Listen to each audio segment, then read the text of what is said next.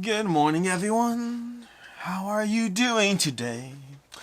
As usual, let me know if anything is wrong with audio because I will never ever trust a live show to actually have audio working as is. But good morning.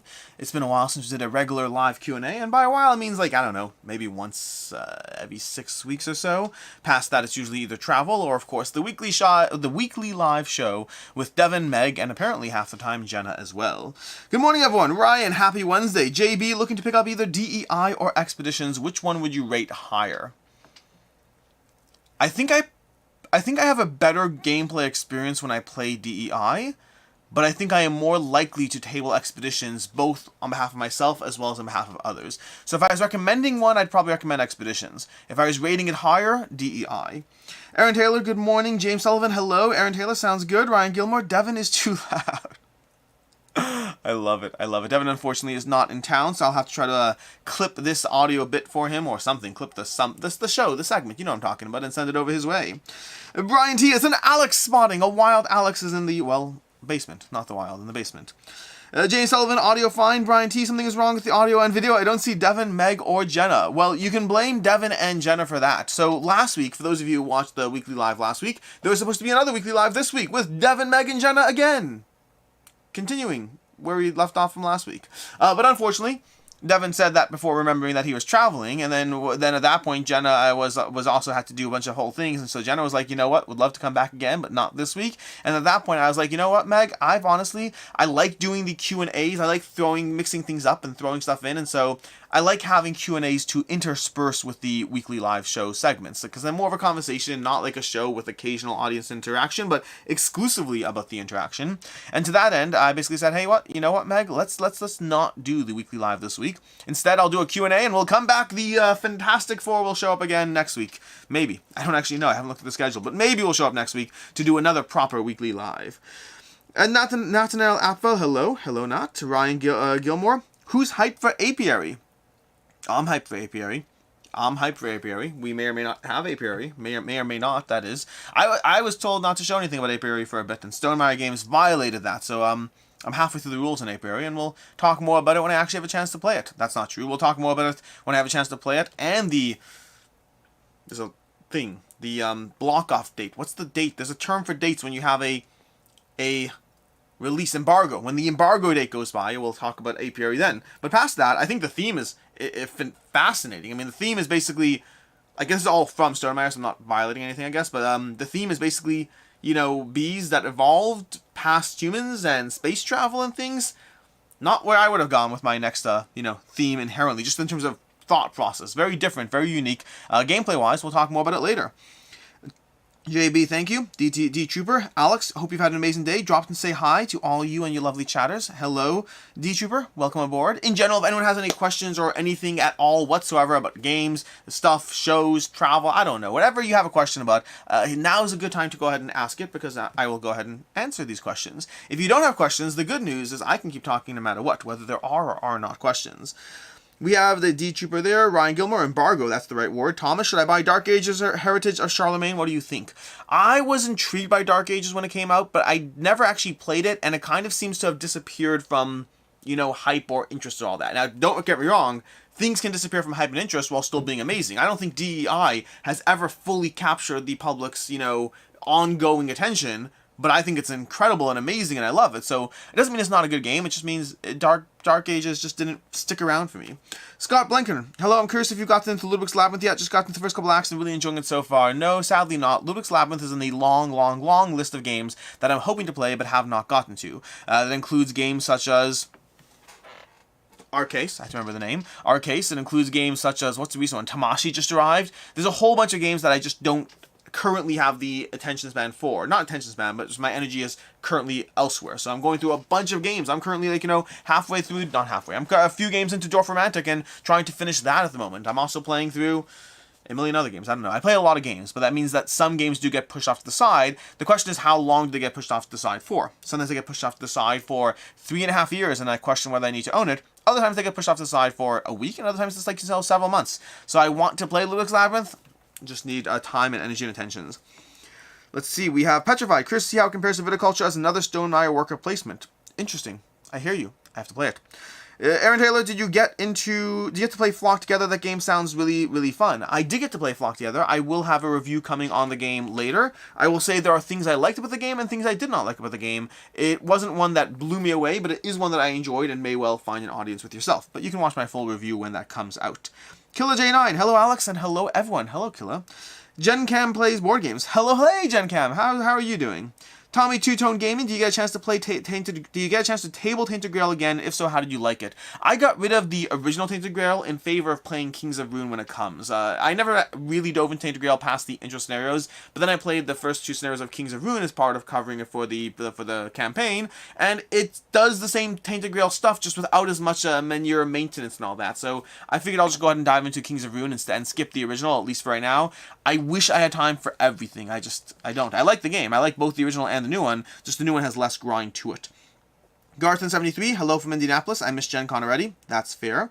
Petrified, I just finished the first Kingsbridge book last night. Thank you, great recommendation, Alex. So, Petrified. The first Kingsbridge book, which is The Pillars of the Earth, is the best Kingsbridge book. I think they're up to 4 by now, maybe 5. They either just did the 5th or just did the 4th. I think they just did the 5th.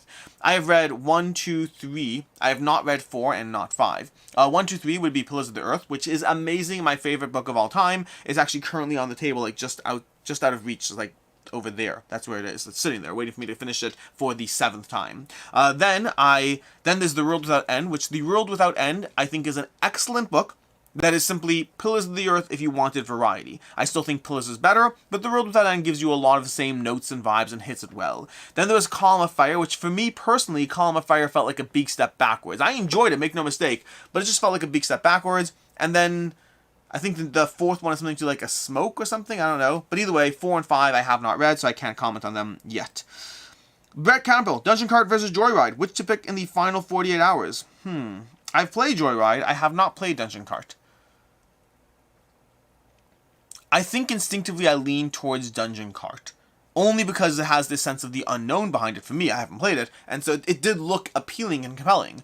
I liked Joyride. Joyride is fun, but it's getting harder and harder for these racing games where you blow stuff up for them to stand out for me. And it's one of those things in life that's very interesting. And I know Tom Vassell talks about this all the time, where people will be like, oh my gosh, another theme park game. It's like, okay, we're up to like 11 theme park games, but we have 7,000 games about trading in the Mediterranean, and no one seems to care about that. And I think it is an interesting conversation about when does something feel like too much versus when does it not. For me, there are so many worker placement games and drafting games and all these other mechanics that don't feel exhausted, even though I've played a lot of them. Versus racing and blowing things up is a genre that I do feel, even though I've only played like 6 or 7 of them, they do very quickly blend together in a way that, you know, playing Stone Age versus playing Viticulture versus playing Lords of Waterdeep feel drastically different. I don't have an easy answer as to why that is, but the genre of racing and blowing things up feels like it doesn't stand out as much once you have several. So I like Joyride. I'm curious to see what the Dungeon Cart does more, but for right now I'd probably go for Dungeon Cart purely because I want to try it. Versus Joyride, I enjoy, but I have a bunch of games in that genre, and like if I never play Joyride again, I wouldn't miss it. But if you wanted to play Joyride, I'd have a fun time playing it. It's a good game. But I could say that sentence about almost all of the racing and blowing things up games that I have. They all fall into that category. If I don't play them again, I have others. It's cool. And if I do play them again, they're fun times. Brian T left to say, but my stomach has rights to the body right now and it's taking me to lunch. Great to see everyone. Petrified, James Sullivan, and everyone else. Brian, great to see you. Enjoy lunch. JB, have you tabled Classbar lately? Is it you're still number 2 chip theory games behind Too Many Bones? If you're counting released games, oh no, 20 Strong's probably my second one. 20 Strong is too accessible, so 20 Strong will probably be my second one right now. Classbar is still amazing, and I have not tabled it recently, which doesn't help it, unfortunately. Peter Summit, best puzzly abstract game for solo that's bigger than a button shy. Best puzzly abstract game for solo that's bigger than a button shy. So I'm going to give you a few answers with some caveats. Trailblazers, Calico, and Cascadia are all fantastic puzzly bigger box solo games. And they all have a challenge system to them. So you're trying to accomplish these challenges. And for me, like, Calico has 10 challenges. They are very hard. Those 10 challenges will probably give you around 20 to 30 plays of Calico. That's what it'll probably do for you. And I think it's excellent. I think it's great. But then I finished all 10 challenges and I haven't felt the need to go back to them yet. That's the downside of having a challenge system where you're like, hey, you need to score 80 points and accomplish these 4 things.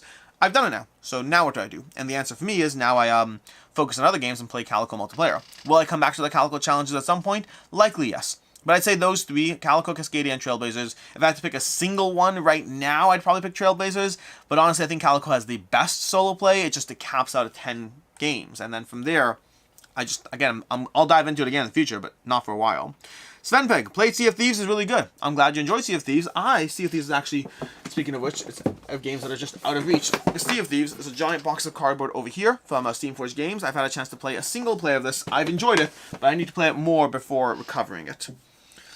Dun dun. James Sullivan. Nope, wrong one. Mythic. Hello. Good morning. When will the video for Dragon Eclipse be? Very excited to hear your thoughts. Dragon Eclipse, I'm halfway through the rulebook. I've seen there are already a few videos that have gone up, but I'm only halfway through the rulebook, so you'll need to wait for that one. It looks, the graphic design, the production looks great. I don't have a good sense for the gameplay yet, so time will tell.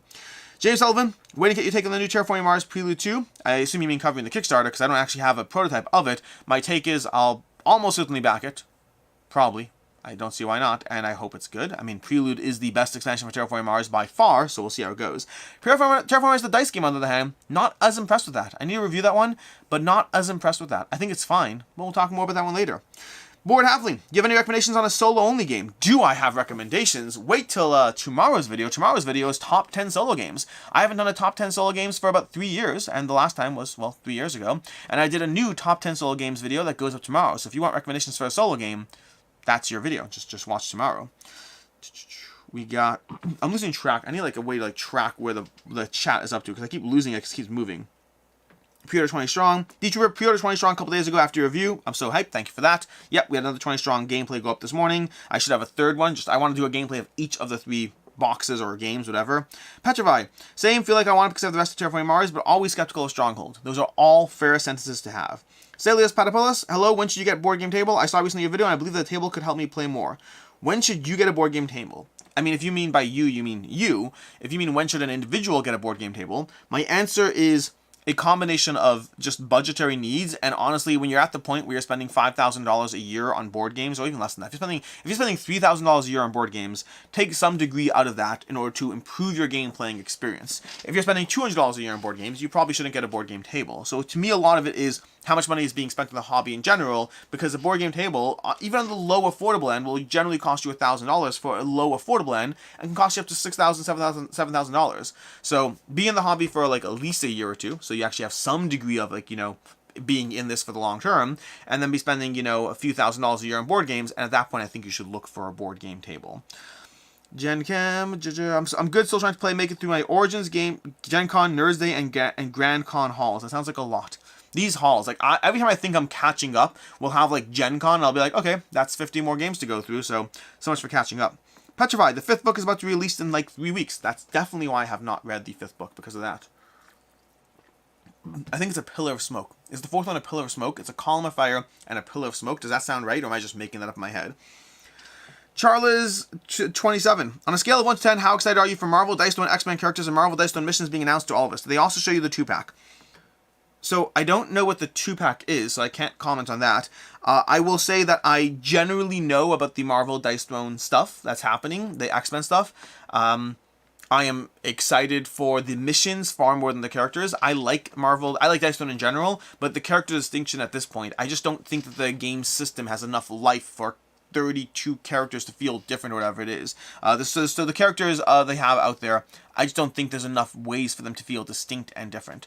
I enjoy it. I just not excited as much. It's like, oh my gosh, we got X-Men. Okay, cool story, bro. I mean, like if you watch, it's actually funny, if you watch Dice Throne's teaser announcement, like you'll see Meg and I kind of walk in and they show us everything, and then that's the last time you see me, because the rest of the time they focus on Meg's face because she's very excited about all the stuff, and I'm like, it's cool, like, I appreciate it.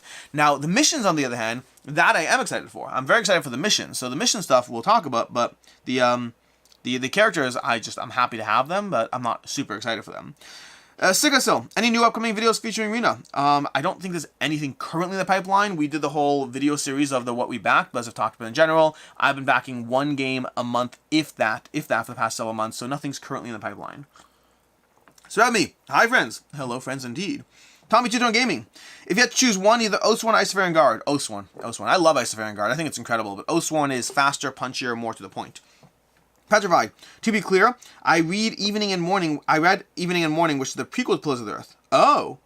Most people said it's worse than Pillars, but better than the others, so excited for starting Pillars tonight. I have not read The Evening in the Morning, so it's not A Column of Smoke. It's The Evening in the Morning. That's what it is. I have not read The Evening in the Morning. I want to. Pillars, to me, is the best one from the 3 that I've read. Ryan Gilmore. Alex, do your best Meg impression and break your NDA and tell us about the new Dice Stone. I appreciate it.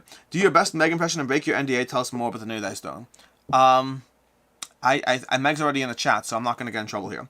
Petrified, Srebme, Nat, Srebme, The Boarding Garden. Hello, lurking here while I edit. While I edit. Unbelievable, Jenna. Just when I thought you were here for good. Professor Meg, the live show looks weird this week.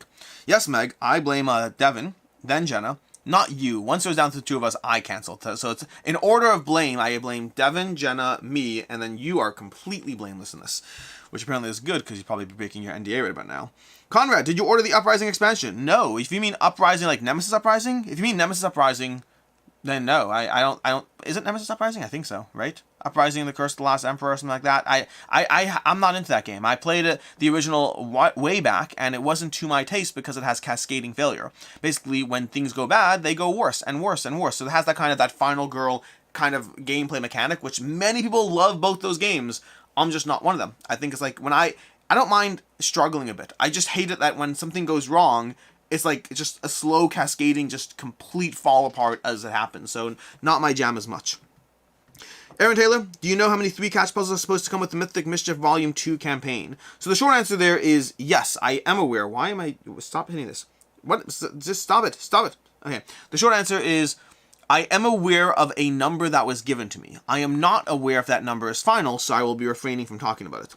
Todd Donaldson, do you know ahead of time what games will get to the table, or do you decide whenever it arrives? When? For like game night?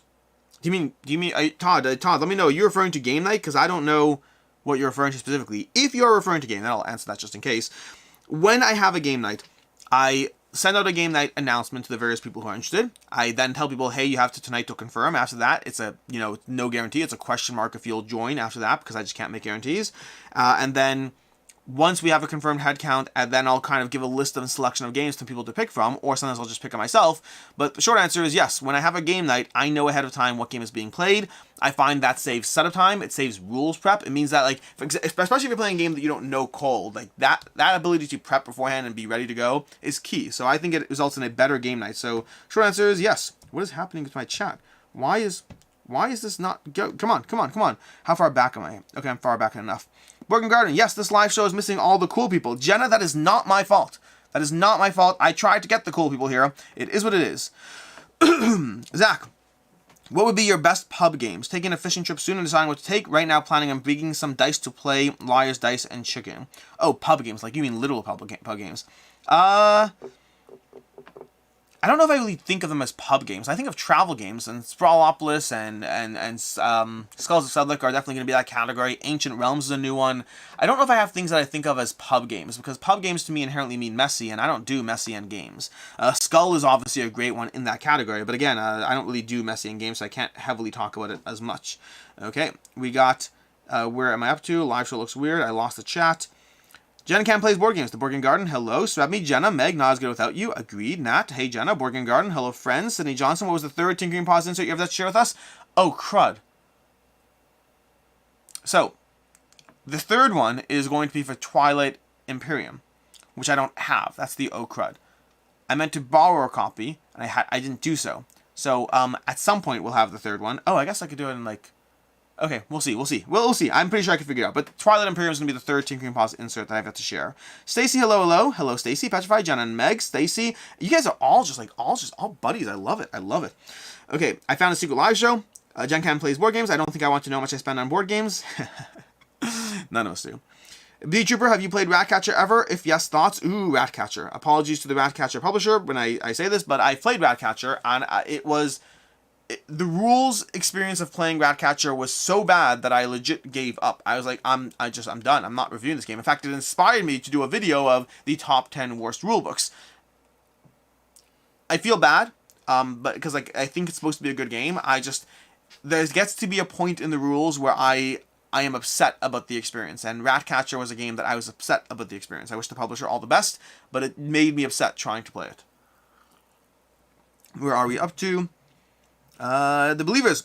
Alex, do you play more Elden Ring the board game? Does it hold up in the long run? No, because it's not out yet. So all I've had a chance to play is the preview that we played when it first came out. I'm looking forward to tabling it more, but there is not more to table yet. Cindy Johnson. It helps to justify a board game table if you have a second expensive hobby like Lego. I guess, but I wouldn't want to share my board game table with the Lego hobby. Stacy, swap me, Jen Cam, Stacy, you guys all I have to skip all like the greetings. You guys have so much greetings to each other. Sure D, how do you decide which sleeves to order for your Sleeve Kings pledge? So, Sure D, I find that the most common sleeve size that I use are going to be the standard Euro, which are the 92 by something. I can't remember. I have them on my Sleeve Kings thing. It's the standard Euro. Then I find that the standard American is actually the most used. So the most used is the standard MTG sleeves. Those are 88 by something, 88 by 63, I think. Those are my most common sleeves. And to the point that the standard MTG ones, just across the board game hobby, if you order like 50% of your sleeves being those, you're probably doing fine. That will probably match up. Then from there, the standard Euro will be about, 20% of my order. Then from there, you start breaking down to the lower categories. The mini Euro, the mini American, those are both going to be decent percentages. You'll also have the, I can't remember which color it is, but there's a lighter green color they have. That's a fairly common one. It's like 87 by something. I don't remember. That's also fairly common. And then I just get a few assorted packs here and there. There's never going to be a perfect answer for ordering sleeves ahead of time before you have needs. But yeah, that's basically what it is. So I try to mix and match to some degree. James Sullivan, old game thoughts, Arkham Horror 3rd Edition or Arkham Horror the card game? I have not played Arkham Horror 3rd Edition, so Arkham Horror the card game is my choice. Stacy, nice mug, Alex. What you drinking? Seltzer, just plain old seltzer. And this is actually Meg made this mug on a cricket. Jen Cam plays board games. Ben Han, well, actually to be fair, if I recall correctly, Meg made the mug, and I saw it and I was like, that's cool, and so she reluctantly gave it to me. Ben Han, will the new Mythic Mission factions fit in the Headmaster box? Not unless you're ditching the insert. Petrified, do you have a special storage solution for Death May Die? I just got it all, and Command has problems of not being that great storage-wise. My storage issues for every Command board game is throw out the inserts and make them all fit into as few boxes as possible. That's same for Death May Die. Terra Mars Gal, hi there, I hope everything's going well. Everything's going great, thank you very much. I appreciate you.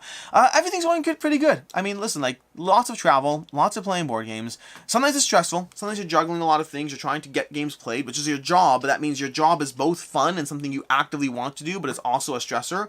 But meanwhile, you're juggling everything else, I have kids, I have family, I have the GameFound job, I have live streams to do, videos to film, videos to edit, thumbnails to prep, Instagram. I've been on an Instagram, consistent trend for a bit. Instagram's always been a little hard for me to, consistently do it. Usually I do it and then a convention happens and it falls apart. But I think I've been doing a post a day for maybe going on, 2-3 months now, so I'm pretty happy with that consistency there.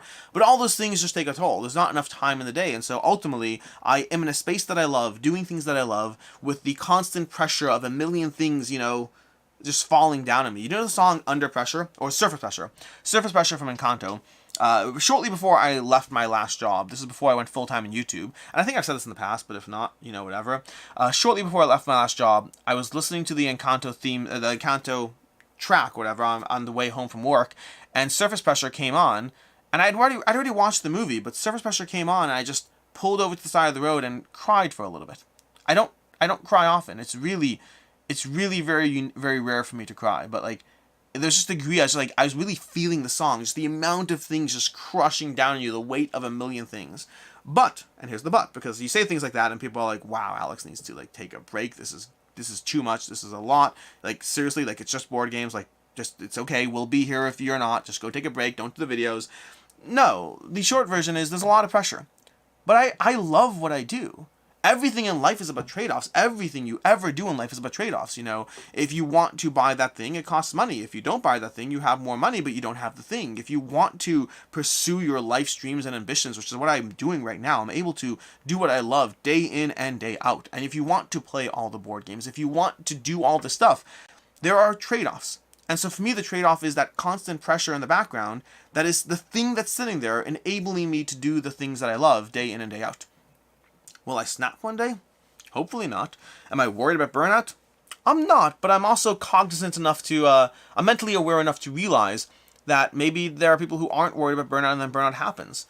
But I've been doing this for a bit. I'm going strong. I love what I do. I just sometimes pull off to the side of the road, listen to a good song and cry.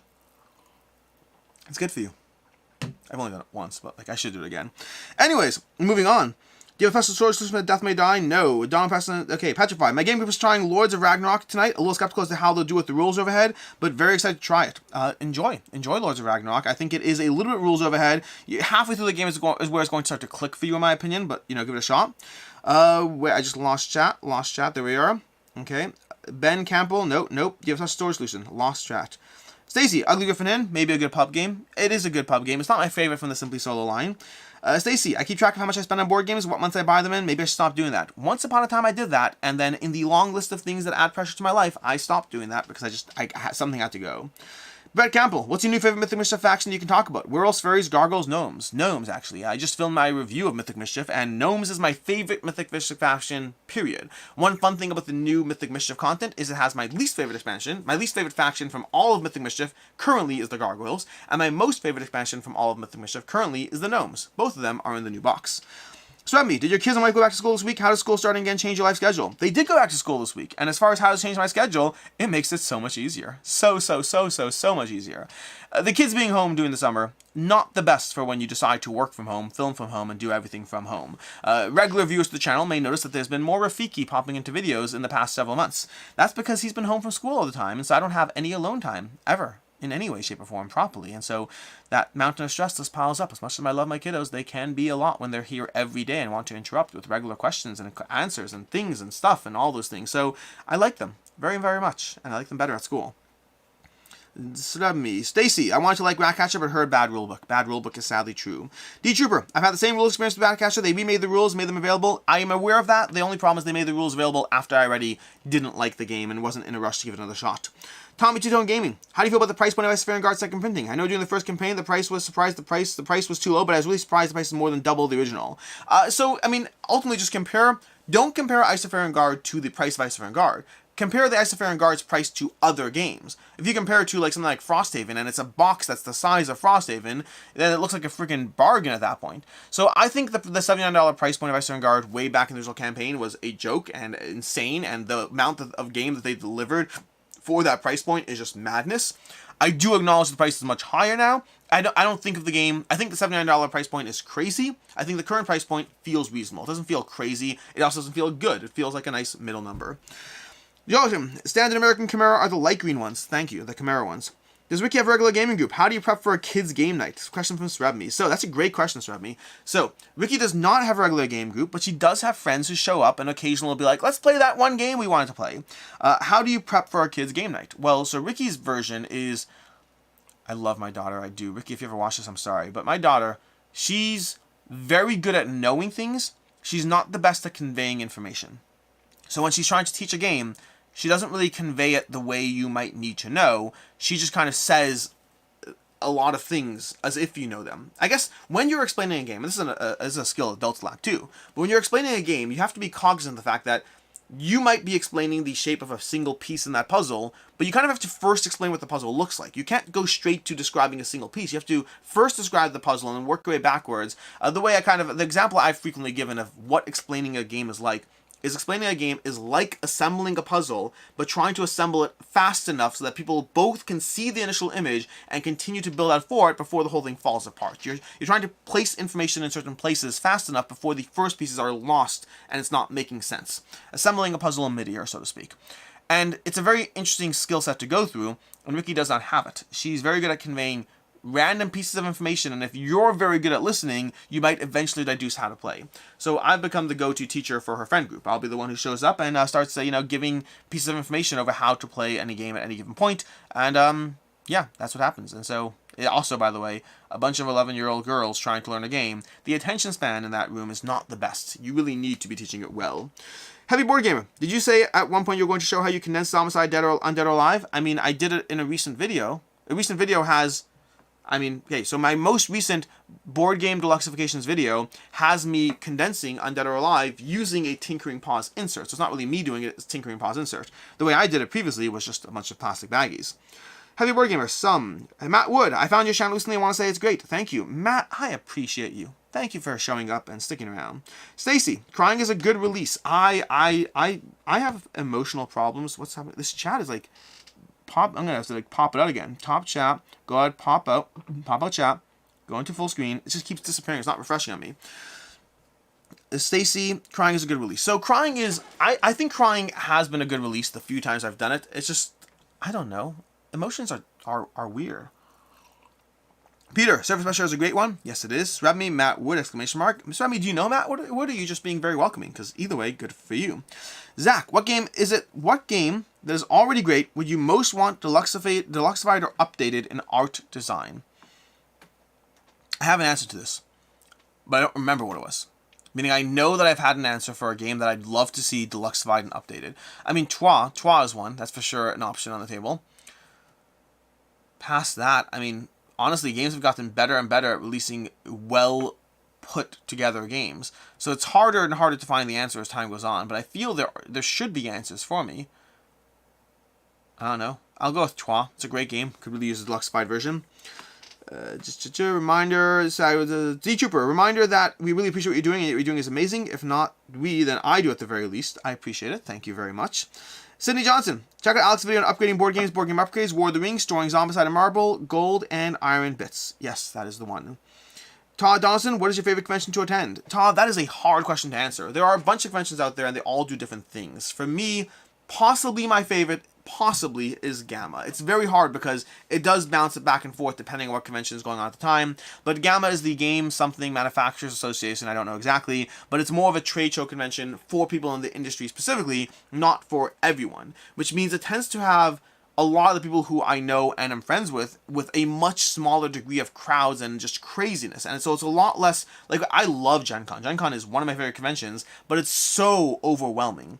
I feel like I need a vacation from that convention. Versus GAMA is very, very low-key while being very productive. So it has all the productivity of the meetings and conversations and networking I'll have from a regular convention, but with much less just overall craziness going on. But also, I think Dice Tower West is a lot of fun because you got to play games. I think WSBG was a lot of fun because it's very different, very unique, also small enough that it's very cozy, but large enough that it's lots of things going on. So lots of answers. Matt, I recently purchased Outlive with the expansion. I think people seem to hate it. Is that BGG biased? Do you have an opinion? Outlive has always intrigued me, but I never just played it. It's always intrigued me though. But I mean, I don't think BGG hates on it. I do think BGG has been, like, what's the rating on it? It's not a bad rating, is it? I think it's a decent rating, but not sure. Kobe, great work. I love the channel. Shout out to Kobe. Good to see you. A-Rod, my family and I will be relocating to France from Mexico next year. We have to leave most of our games. It makes us sad. I'm sorry. That is hard. Someone I was talking to said, or maybe it was a comment in a video. It said, no longer look at your board game collection as like what sparks joy, but rather look at it as what would I reacquire if I lost it. That's an interesting question. Because I think a good third of my collection I would not reacquire immediately. Many of them I'd be like, I should keep an eye on that, and if I want to play that, that's a conversation. But like, especially the sheer cost of things, but some things I would want back right away. Matt Woods, me, thank you. Gen Cam plays board games. I can't get anything done with my kiddos home, and he's self-sufficient. Yes. Self-sufficient kiddos are great, but they still have questions and inquiries and pop in, and you're in the middle of doing some larger project, and suddenly they want to know if they can download an app on their phone. It's just, I love my kids. Dear Lord, I love them. They're so amazing, but they're more amazing when they're not interrupting every 5 minutes. They are amazing in, spending quality time with them, as opposed to frequent interruptions. Kobe, will you and Jesse and Shira ever create content together again? I missed that. Kobe, frankly, I'd be very surprised if we did. Live stream questions. I've had a very, very positive relationship with both of them, and I wish them all nothing but the best. Some things in life are hard to repair, and I would be skeptical if that relationship does get repaired, but I do wish them all the best, and I see they're still creating like a bunch of Kingdom Hearts Monster stuff, and they're still engaging in things. I'm happy for them, and I wish them the best, but I would be skeptical if we produce content together. Petrified, how do you balance spending time with the kids and reading while constantly feeling the need to film and edit? It seems like WFH really blurs the line with a lot of people. Work from home. Okay, I was trying to figure out what WFH means. How do you balance that? So, it's an interesting question. I mean, a big thing that really helps a lot is I play board games. That's my jam. I play board games. So And fortunately, all the kids and Rena enjoy board games to a degree. They're not like into it the way I'm into it, but they enjoy them. And so that's a share. Like tonight, for example, like tonight, I believe in the plan tonight is to play a game at Barron Park together as a family and just enjoy a game at Barron Park. And that happens on a regular, I don't know, 4 or 5 times a week. We'll play board games. That's a regular focus point. There's also generally going to be a movie night once a week or something like that. I think actually right now, I believe maybe tonight, I don't know, but like I told my kids that I want to start watching is it called One Piece? One Piece, I think that's called. The new Netflix animated show. We're going to be watching One Piece together because I started it. I thought it was their jam, so I stopped it and we're going to continue together. So honestly, just finding opportunities to spend time together doing things. Movies are great, but make sure you don't just do like movies. That's more passive an activity. And so, I mean, ultimately, I think the thing I'm good at is doing activity time with my kids. I think the thing I'm bad at is being like available for all the interruption type interactions. Like I'm there, but I'm not into it. I'm clearly like when someone's like coming downstairs and while I'm in the middle of something to do something, I'm clearly like, okay, let me figure out what you need and move on. I'm not being warm and loving and embracing. But then the other times I'm finding quality time spent with them. So like I know this much. I know the kids love me. Hopefully that's enough, and hopefully I'm doing a good enough job there. Hopefully. We'll find out. That's always the tricky part. Anyways, Nat, on a roll, dragging your children. Stelios, best button shy game? For right now, I still am going to go with Skulls of Sedlic, but there are a lot of good ones. SK Guna, hey, Alex, just want to stop by and say hi, and also say I finally managed to get all in for both the Cthulhu May Die Kickstarters. Woohoo, I can cross that one off the list. One of the few games that I've played through almost all of the content, like almost all, like 95% of the content. Tommy Two-Tone Gaming, have you ever scrapped your review of a game because you really did not like the game and just felt bad for crapping all over it? Interesting. So there have been games that were so bad that I didn't review them. And there's 2 or 3 reviews that have been sitting in my review pipeline for over a year because I don't like how I presented the information. Like I feel like I wasn't as balanced or something. And like they're older games, none of them are popular games. Like they're not whatever. There were games I happened to review and then like I felt that the way I presented it wasn't as good, and so they've just been sitting there waiting. I haven't officially scrapped them, but I just haven't bothered continuing. So I think to answer your question, I have certainly held back on covering games because I just knew I'd crap all over it. I don't think I've ever officially deleted and moved on from a video review because of that. I have pushed off for like a year now 2 or 3 videos. I think it's 2. I'm thinking of 2 specific videos where I just feel like it was just not unnecessarily. I feel it was just like bleh the whole way through. But I have to watch, honestly, it's been on my list to watch those videos again, because I don't even know if they're actually bad, if I just perceive them as bad, but I haven't scrapped them. I'll prioritize other videos over them. So, halfway yes to your answer. Cindy Johnson, Deluxified Inish, please. Ooh, Deluxified Inish would be great. That's a good choice over there. Dwarf Earth, back from PAX West. The only board game I bought was Boop. I did good. Boop, I haven't played Boop. I played Boop. Boop was fun. Boop, I want to play, but neither one I assume is going to be one that I keep. Kobe, I would love it if Awakened Realms would do to Samurai what they did to Castle Burgundy. What do you think? I didn't like Samurai. Here's my problem. If Awakened Realms does that to Samurai, I will want to get Samurai back. I enjoyed Samurai. I had it in my collection for several years, but then I did move on from it, and I'm fine with that. So I would definitely want it back if they did that kind of treatment to the game. I would definitely want it back, but I probably should not. Tigers and Euphrates, on the other hand, if they do a Deluxified Tigers and Euphrates, that'll be all over. Tommy Two-Tone, just curious if you still have the board game coffee table? Yes, I do, although funnily enough, speaking to you earlier in the chat, the kids currently use that as their Lego table. So the board game coffee table is still being used, but it's currently being used as a Lego table. It is the most expensive Lego table you'll ever imagine, but it's still fully functional for board games if I ever want to repurpose it. Joachim, keep up the great work. Love your content. Thank you, Joachim. Good luck on the Kickstarter. Heavy Board Gamer, Sydney Johnson, thanks. I missed it somehow. Gen Cam plays board games. Speaking of conventions events, I 100% hope to be able to go to Level Up next year. Fun fact about that, I have a call after this live stream about Level Up. So we're having just conversations about what next year looks like. It's still probably happening. Not officially happening, but still probably happening. But I have a call in about an hour about that. Nat, I can hardly work from home with a little puppy running around. No idea you can do it with a swarm of small children. Well, it's much easier when they're at school. When they're not at school, it's a different conversation. Summer is genuinely... So let's go back to kiddo time for a second. Last summer was my first summer officially working from home full time, and the kids being home for summer.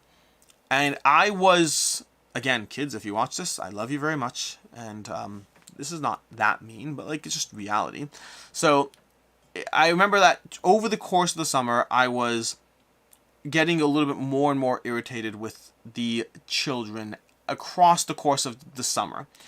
And my mother, who is a marriage and parenting therapist, like, semi-world famous, meaning she's famous, but not like, not like an A-list celebrity, but she's well known. She's put out a lot of things and all that stuff. And so I was talking to her about it, and I was saying how I felt bad. I felt like I was being a bit more irritated with them. And I felt like I wasn't sure what was going on in my life, that I was being a bit more irritated with the kids. Still love them, but a bit more irritated.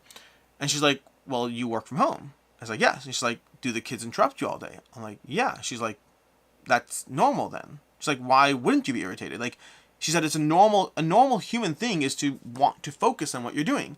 And when you're trying to focus on what you're doing and all you're getting is frequently interrupted, that is something that is irritating.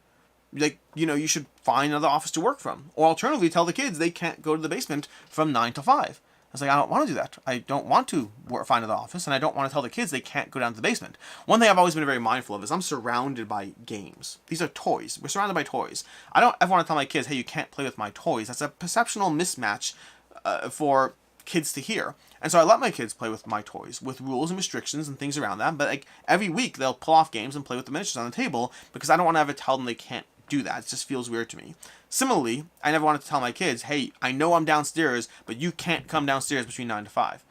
And so my mother's like, okay, fine. If you don't want to do that, then just recognize that you will be a little irritated and just accept that as that's the thing you're choosing to do for the sake of loving your kids. But like, you can't have it both ways. You can't both allow yourself to be interrupted all day long and then not be bothered by being interrupted all day long. That's just weird. That's counter to human nature. So either find a way to stop being interrupted or accept the interruptions and just think of it as like a sacrifice that you are engaging in for the sake of loving your children. And I did that one, and it really helped. It doesn't mean I love being interrupted, but it means kind of acknowledging that it's something that's natural to be upset about, but then taking it on and just saying it is what it is.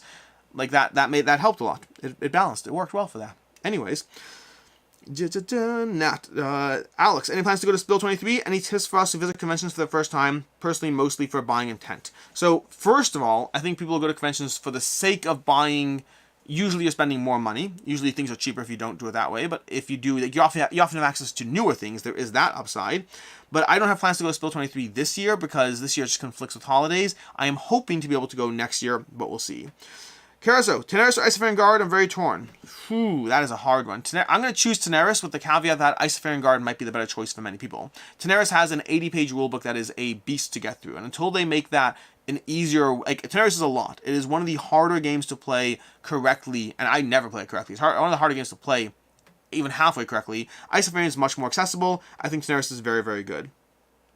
Borgen Garden. Francis and I have been watching One Piece. It's great. Yeah, I'm halfway through the first episode, and I just stopped, and I was like, no, my kids will like this. It's very much their jam, and so I would like to be able to share it with them, because we are currently halfway through Stranger Things. We're in season 2 of Stranger Things. One of my kids does not like Stranger Things as much, finds it a little scary, and so in order to have them included, we're taking a break from Stranger Things to do One Piece, and then we'll go back to Stranger Things after.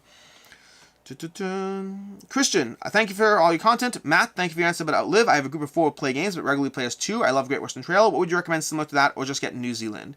If you like Great Western Trail, Coimbra, I think Coimbra is phenomenal. Try Coimbra. It's got elements that are similar to a Great Western Trail. Very different, but it has some elements that are similar. Also, Revive is great, but that's not as similar. Coimbra has some small elements of similarity. Tommy Tito, do you have a table Fear of Dracula? And if you do, what's your thoughts? I need to get rid of Fear of Dracula. That's my thoughts. I have not tabled it. It's been in my collection for like 5 years straight without playing it.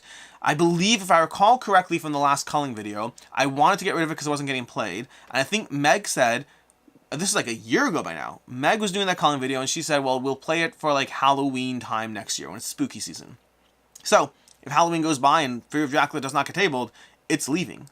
Now, there's a decent chance Meg will see the video and then be like, I'll take Fear of Dracula, in which case, fine, we can have that conversation, but it has to go at a certain point. I'm just not playing it. Submy, oh no, he's almost caught up with chat. More questions, everyone. More questions! Well, it's 1:46, so we're doing fine on time. I don't need to, go crazy here. We'll figure it out. Petrified, which game do you believe would get you the most money back as an investment compared to how much you originally paid for it? Like, ever, or something that you could buy now? Because those are very different conversations. I mean, if you bought Kingdom of Death Monster for like $150 in the first campaigns, that's a good investment. If you're talking about now, I don't know. Now? Come on, campaigns generally still hold their value. Lorcana may or may not. Have you seen this thing about Lorcana possibly doing a second print run of the first printing so that there's more available? Which I think is great for players. I think it's kind of sucky for collectors, and I'm kind of mixed on that one. I'm very mixed on that, because part of my mind is like, screw everyone who bought Lorcana just for the sake of profit. Go ahead and print more of it, because this is a game people should be playing it, and screw all those people who just went crazy buying this stuff just for the sake of profit. Go ahead and print more stuff. I think that's a fair thought process. I also think it's a fair thought process that people who bought something based on limited availability, to change the rules in them feels unfair at the same time. So I'm both in the camp of it feels unfair, and also I don't know if I necessarily care. Like, do they ever make a guarantee? I guess it's tricky as well. Like, when a Kickstarter says, this is Kickstarter exclusive, and then they change that, I have a problem with that. But I don't know if Lorcana ever guaranteed anything. If they bought it based on the assumption in order to make a profit, then I don't think I care. If they bought it based on a statement or a guarantee, then I think I'm in the camp of caring. I think that's where I settled. I decided what I think about something. Petrified. Which game? No, they covered that. Oh, Petrified. Where I meant specifically from your collection. Which game do you believe will get you the most money back as an investment compared to how much you originally paid for it? Oh, my collection. I mean, Mechs vs. Minions is not bad. That's going for like two and a half times the value. I mean, the Cthulhu Left May Die stuff did great up until they did a reprint. I don't know. I mean, I still have like All In Zombicide Black Plague. That's hard to get your hands on. Like, I have All In. Like, I think I have almost everything for Zombicide Black Plague ever created. I don't know offhand. I mean, Oathsworn does great. The Masters of the Universe does great, All In. So, some of those things. Either worse, at what age should I introduce my niece and nephew to board games? Think to start with Azul or Dice Forge. They're like 3 right now. So Azul or Dice Forge should not be the first ones you introduce them to. There are much lighter, more accessible games you can introduce them to that will be, well, easier to play. Even on those ends, Baron Park's going to be more accessible, but you can even go a step below. Haba games do a great job of giving you something to sink your teeth into that are very easy and engaging. Via Magica is a very easy game to table that has a lot of fun, a lot of rules. There's all different levels to go into. I would say that the age of 3 to 4 already will have some games you can introduce them to that they will very much enjoy. Probably in the age of 5 to 7 is where they'll start to be picking up and appreciating strategy more, and there's a lot of games in that age range you can do. I think I have another video coming up in the next few weeks of top 10 kids games and whatnot. Although I don't know the age ranges, I have to look at what I put in the video. But top 10 kids games. I've done those in the past and doing more of them. So, I mean, your mom sounds very wise. Which of her many books should we read first? Ooh, I have to go ahead and look. She has a bunch of books. A lot of it comes down to parenting as well. Like, my favorite book of hers, which is specifically related to kids, is called Better Behavior Now. And it might only be an ebook. It wasn't actually, I don't think it was ever officially published. But it was probably the most impactful book I've read. And Better Behavior Now focuses very, very heavily on the mental cognitive connections of how you actually talk and communicate versus the desired behavior you want. It's very heavily focused into what you focus on and what you don't. It's like it's a very known principle, but you don't focus on bad behavior, you focus on good behavior. That's what you do. That's what the entire book comes down to. Focus on good behavior, don't focus on bad behavior. But the book really goes into it and really drives home those points very strongly in a way that I think really, if you can get your hands on Better Behavior Now, and if you have kids, I think it's worth trying to do so. Nat, very good advice. We accepted being irritated to continue loving your kids. Yeah, the perceptual shift was enough. Like, now it still happens, but I'm kind of like, oh, I will accept this natural human emotion because I love them and I don't want to put up a wall between myself and them. And it just changes everything. It just changes the whole perception of how you engage with it. Stacy, irritation is simply a response to an uncomfortable feeling. It may be natural, but it's not helpful. Finding a way to either accept it or change your circumstances is good advice. Joachim, my brother and myself already made plans for Spill 24. Enjoy. I should be there for Spill 24. Hopefully. I say hopefully because flights are expensive and we'll see, but hopefully. Michael B. Isofair and Tenaris are both awesome. That is true, but it was an either-or question. You can't say both, unless you're my 4-year-old, in which case he says both to all the either-or questions. Nat, off the top of my head, if I want to get a 2-player game for people who aren't too deep into board gaming, what should I get? Off the top of your head, if you want to get a 2-player game for people who aren't Patchwork, that would be one of the first things that I would think of for a good 2-player game that is for people who aren't so into it. The polyomino pieces will feel familiar to people who play Tetris. The rules are light and engaging, so Patchwork. Petrified, I meant specifically from your collection. We covered that one. D Trooper, any tips for your new game devs? Maybe referring to me and a friend. Any tips for new game devs? Multiple. So many. Let's go with 3. Do I have the specific 3? No. Am I going to figure them out as I go? Absolutely. Number 1, seek negative feedback. Absolutely. That's the biggest thing I keep telling people on a regular basis. Seek negative feedback. it is so easy to say, did you have fun? And it's so easy for the person on the other end to be like, yeah, I enjoyed myself, because nobody wants to tell you that their game is not good. Nobody wants to tell you it wasn't that impressive an experience. It's not fun to look in the creator's eyes and be like, yep, wasn't for me. So it's easy to say I had fun, and it doesn't necessarily even feel like lying, because maybe you did. So seek negative feedback, and a good way to do that is not to say things like, did you have fun, but rather to say, would you buy this game for $60? Thinking of this game in comparison to your favorite games in your collection, where does it line up, where does it fall short, and why? Ask questions that really guide people towards critical feedback and gives them the door for critical feedback without just being a blatant, did you have fun? Like, really see. And again, even if you say, did you have fun, like, please give negative feedback is not the same thing at all as, would you pay $60 for this game? Why or why not? What did it do well for you? What did it not do well for you? It is easy to say I had fun. So number one, seek critical feedback. Number two, I was doing so well. I was doing so well at number one. Number two, game devs. Tips for new game devs. Play a lot of games. Like, genuinely play a lot of games. I mean, figure out what else is out there and what you can learn from, what you can incorporate, what you can engage with. Number three is a strong one. Number two is like weak, but number three is a strong one. It's one of my biggest things to say. Get good art for your game. Get good art for your game. Get good art for your game. Games that have good art and mediocre gameplay still get attention and the chance to shine. Games that have incredible gameplay and mediocre art often fail on the vine or just aren't as popular as they could have been. Good art, good production is a big deal. It doesn't matter how amazing your game is. If you can't give people a reason to want to have it on their table, it's going to struggle. Get good art for your game. Okay, Tommy Tuto Gaming. What is your thought on Elder Scrolls board game, not Skyrim? I know you did video on it, but I figured I'll ask you here. It's down here-ish, I think, if I'm not mistaken. I really enjoy it. It's been on hold because it's one of the games I currently hope to play through with Camp Co-op. Then again, that list is like 12 games long, so we'll see what happens. But I would love to play through the Elder Scrolls on Camp Co-op properly. At some point, I might give up on that plan, but I really enjoyed playing through Skyrim. Gen Cam. My friendly local game store is Proust gouging Lacana. Now I'll drive the extra 2 miles to a store that didn't. Honestly, I feel that. Like, I am not the biggest supporter of local game stores. I'm not against them, but I am a very price-conscious buyer. And so instinctively, I feel bad. Like, I feel my instinct isn't to, like, support local game stores because I do my research online. I buy things online. I don't go to game stores. I don't get the benefit from them. I do think they are generally good for our hobby and the infrastructure of our hobby. But when you have your prices being expensive because that's the MSRP and you price gouge too because that's the market, you're trying to get the best of both worlds. And I'm kind of in the camp of screw over your customers on that one game, by all means, but you just can't claim to be the friendly local game store anymore. Anyways, Chaos. I'm a big fan of minis, but for some reason I cannot get down with the Dragon Eclipse minis, and I'm very much to the standee version, which is rare for me. Anyone else feeling this way? Chaos, you just saved yourself money. Good for you. Zach Yatar. As someone who still hasn't been able to pick up some Star X play with my family, I'm glad they're doing another print of Lacana so we can get to play as a family. Yeah, I agree. I mean, I was all gung-ho for Lacana, and then I very quickly shifted to maybe later. My interest level dropped when it's hard enough being involved in a TCG period. It's so much worse when you're playing premium prices to do so. So yeah, I'm kind of on a unsure where I'll go with Lacana conversation. Tommy Cheetone Gaming.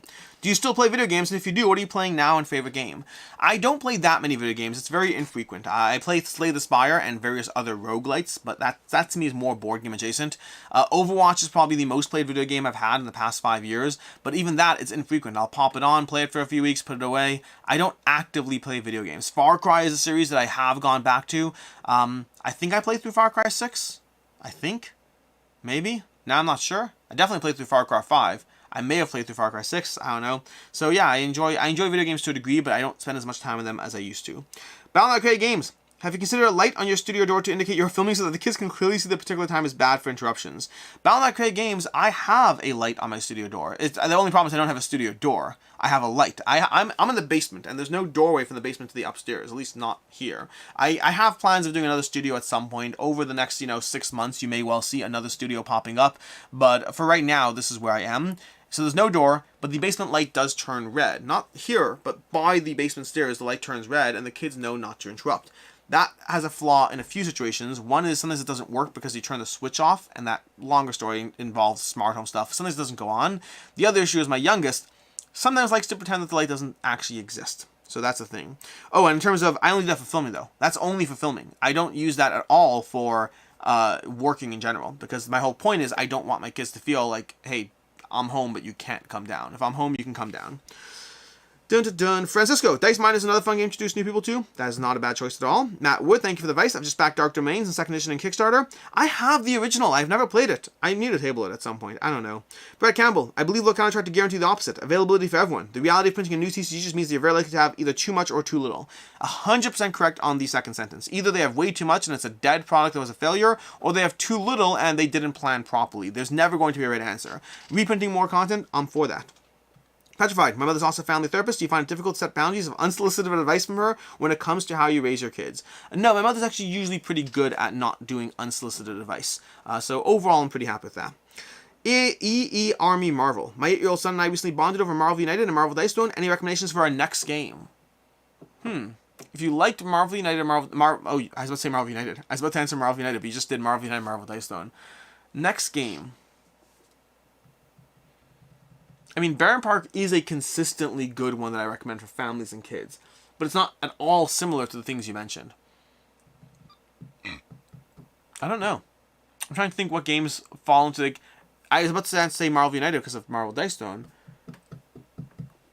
I mean, Zombicide is a good next step for sure, but like it's a next step. It's definitely like a level up. I have to go look at my kids' game shelf. I mean, Zombie Teens could be fun. But Marvel United is probably already heavy enough that might not be engaging. Yeah, I don't know. I have a top 10 kids videos coming out soon. That should hopefully answer some of those. Who is your favorite Gearlock to play? I finally got to play Too Many Bones for the first time. I'm loving it. I currently default to Duster a lot, just because I've played. She's one of my first Gearlocks and one of my most fun. Stanza as well is a lot of fun, but a little more intricate, a little more going on there. But Duster is a classic for me for a reason. Kobe. I think the hobby is still relatively young and most people are unaware of the richness of board games. What do you think the hobby most needs in order to make it explode in popularity?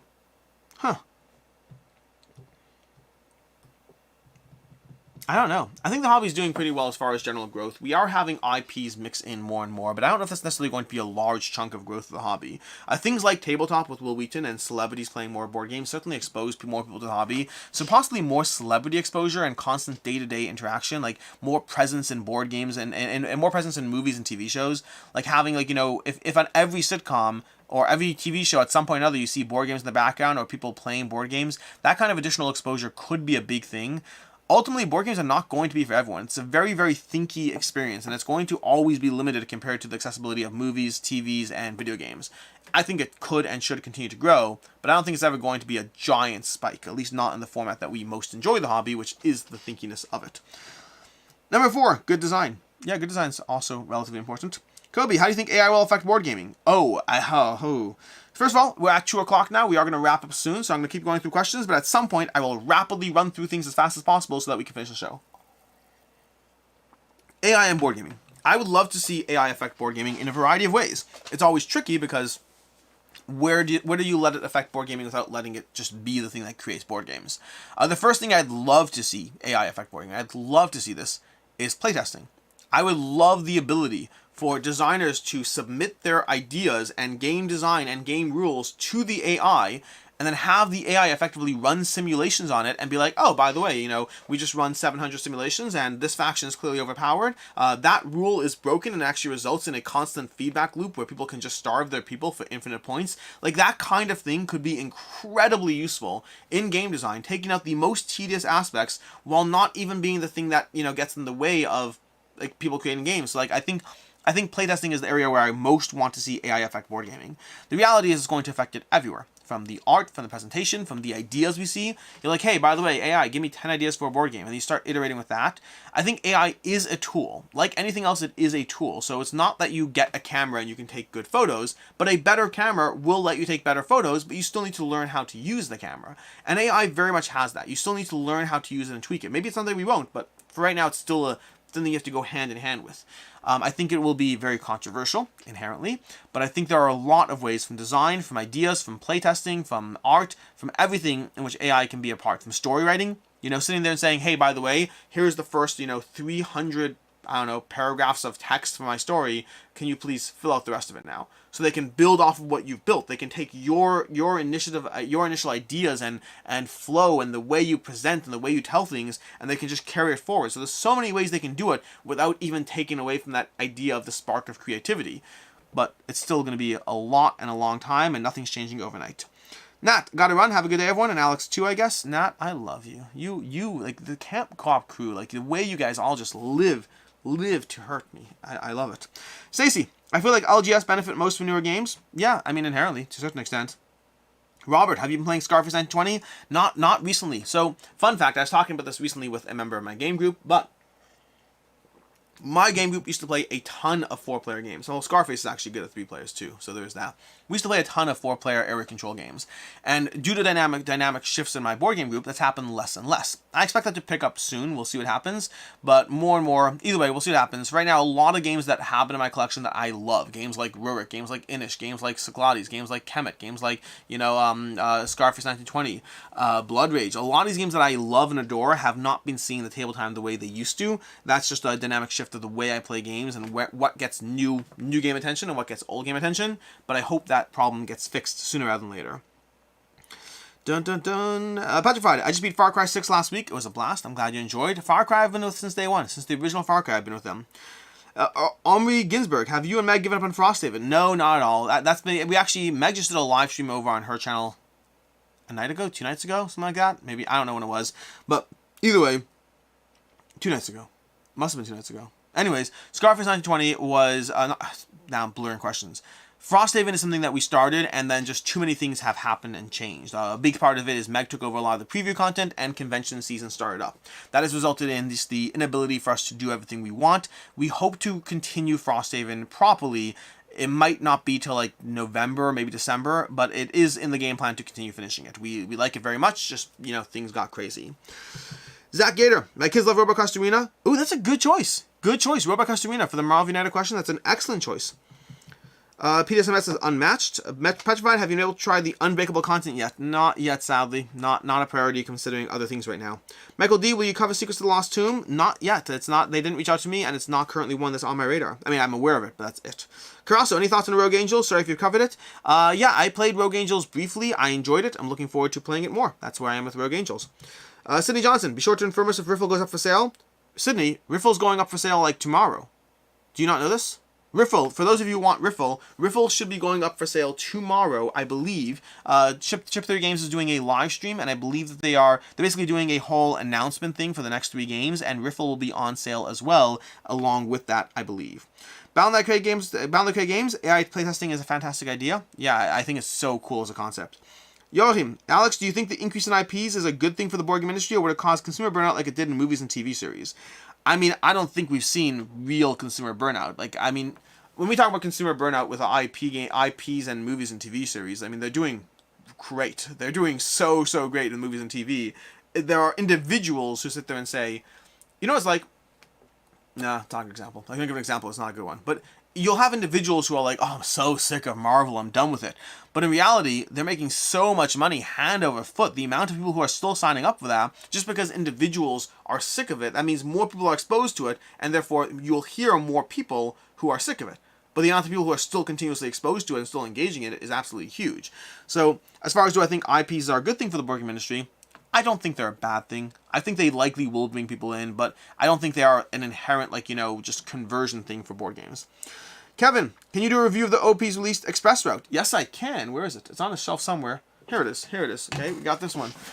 Here we go. Here's Express Route, okay? I got it like the other day. So, yes, that will happen at some point. Omri Ginsberg, I've seen videos go live on Saturdays. Since you're religious, I assume these are pre-recorded. So you've seen videos go up on Saturdays. Live is a different terminology. Yes, but all the videos that go up on Saturday are all pre-recorded. Basically, I have like 70 videos in the pipeline.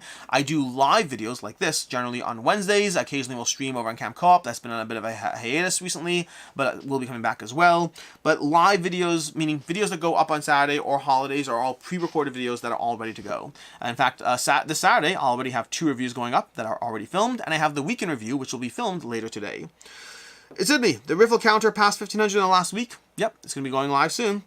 Tommy Two-Tone, just want to say your first board game channel I found years ago. I just want to say thank you for the content and hope your channel continues to grow and have a blessed day. Thank you, Tommy Two-Tone. I appreciate it. Michael, your idea for AI to help playtest and make corrections is spot on. I'm so intrigued with what happens there. Petrified, Sydney, okay, rate anything, okay. Petrified, what's the next holiday for you?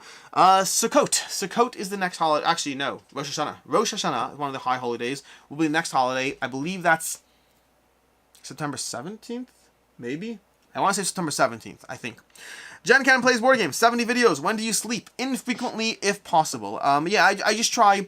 I try to be ahead on videos because that way I can do things like go to a convention or have holidays or any of those things without me just freaking out about the fact that I'm not getting things done. So I really appreciate having that flexibility. But at any given point, I'm still filming videos daily. That's how the way you stay 70 videos ahead is you keep filming, then you take a vacation, and well, not vacation, then you go on a convention, and suddenly, you know, over the course of those 5 days, my 70 video lead time shrinks to 60, and then I come back and do more videos, and it's just a constant cycle. But in general, for the past like 6 months to a year, I've been somewhere in the range of 50 to 70 videos ahead at any given point, which is really, really helpful.